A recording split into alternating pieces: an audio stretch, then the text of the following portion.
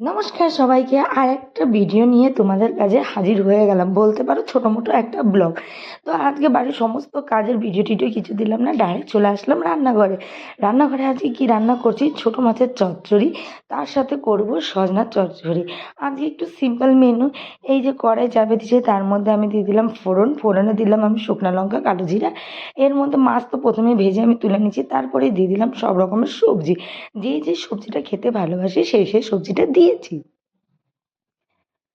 এখন সব কিছু এগুলো ভাজা নাড়া করে এই যে নাড়তেছি। কালকে আমার বড়মশার শরীরটা খারাপ থাকাতে সকালবেলায় উঠতে আমার দেরি হয়েছে, কিন্তু কি করব, তারপরও নিজে সকালে উঠে সব কিছু একটু নিজের আশেপাশে কাজ সারে তারপরে চলে আসলাম এই যে রান্নাঘরে। রান্না করতে করতে ফট করে দেখি আমার জায়ের মেয়ে পুচকিটা, ও ফট করে রিমোট দিয়ে ওকে লাগিয়ে দেওয়া হয়েছিল কার্টুন, ও কি করছে রিমোট চেঞ্জ করে উল্টাপুল্টা কি না কি লাগিয়ে দিয়েছে। এই যে এখন ও দেখবে ফড়িং বাবুর বিয়ে, এটাই গান ওকে লাগিয়ে দিলাম। ও যা বুঝে আর যায়, এই দেখো গান বাজতে না বাজতে ও নাচানাচি শুরু। তারপরে আমি এই যে সর্ষা চলে আসলাম শিলপাটার মধ্যে বাছতে, কারণ শিলপাটার মধ্যে না বাটলে সর্ষে বাটা যায় না, মিক্সিতে অল্প পরিমাণে থাকলে সর্ষে বাটা যায় না, সেই জন্য শিলপাটার মধ্যে বাটে। তারপরে এই যে মাছটা আমার হয়ে গেছে, মাছটা আমি নামিয়ে দিলাম। যতই মন খারাপ থাকুক, যতই শরীর খারাপ থাকুক বা ঘুম না হোক, সকালে উঠে কিন্তু নিজের সংসারের কাজ করতেই লাগবে।